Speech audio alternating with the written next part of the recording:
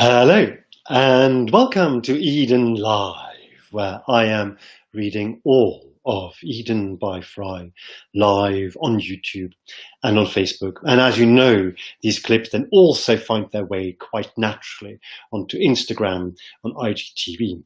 And indeed, a very warm welcome to those of you who have recently started following me on Instagram, and also a similarly warm welcome to those of you who have recently started following the Eden by FREI feed on hello.co, which is where the YouTube videos are embedded.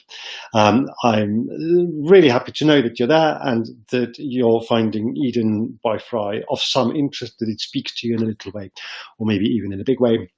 And let's go straight into it and continue. Today we have the first of several short literary interludes. These are sort of short chapters that aren't proper chapters in that case, in the sense that they don't have a chapter number. They are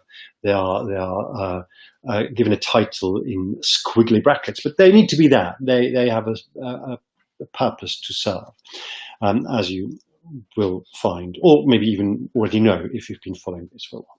And today's literary interlude, as I like to think of it, is called Petals. I think I can count on one hand, plus maybe one finger, perhaps even two, three at a stretch, the number of people I have actually fallen in love with. This surprises me, because I think not all the hairs I now have on my head and in my beard combined would suffice to account for the number of people I think I have fallen in love with. There is, as always, a margin of error, but it is nowhere near as wide as one might imagine. Benjamin, first and most deeply. Stefan, under special circumstances. Janie, somewhat. The man whose name I can't remember, who stage managed one of the tours I was on, though I'm not sure how that even happened, because the moment I fell out of love with him, I wondered, what did I ever see in him? And wrote a song to that effect. The Willow, of course, and still am a little, and he knows it, and so does his wife. Probably Jojo in a singular way, certainly Dominic, a little bit Edward, and indeed Maxwell. Actually, that brings me up to 9. But already I'd need to qualify. Was I really in love with Stefan? Or was I just blown away by how beautiful, charming, and unimaginably cute he was? There are many, many more I have at some point been a little in love with, and still am, somewhere on the scale where it nearly registers, sometimes a bit more, then back to a bit less. And there are many, many whom I simply love, roundly, completely. And there are borderline cases. Michael at school. Was I actually in love with him, or did I just love him, as I most certainly did?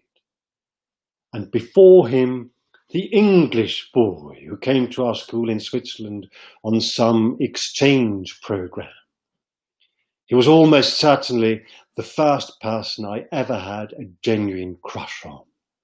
I was maybe 11 or 12, and he'd arrived into 1 year below or above, I believe, and I was so smitten that I bought him an ice cream. That was all. On our way to school, there was a kiosk where everybody bought their sweets, and although he wasn't in my year and we hadn't been introduced, and I didn't know his name, I just felt compelled to let him know that I liked him, and so I bought him an ice cream. I gave it to him, and he smiled and said thank you. And I don't remember ever saying another word to him, but to this day it makes me happy to think of the moment he smiled at me, a little surprised, but friendly and gracious in a way I had never seen anybody smile before and have rarely seen anyone smile since. That brief and simple, but in retrospect, devastating moment when innocence meets recognition.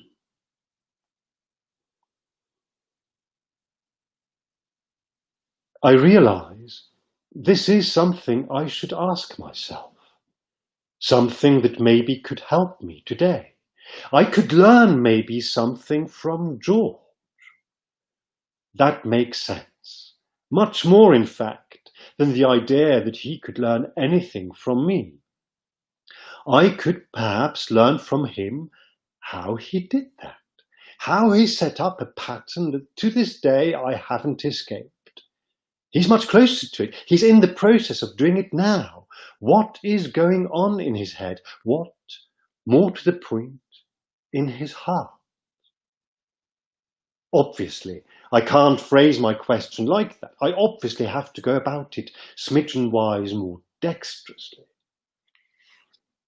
But if I played this one right, I might actually gain some insight.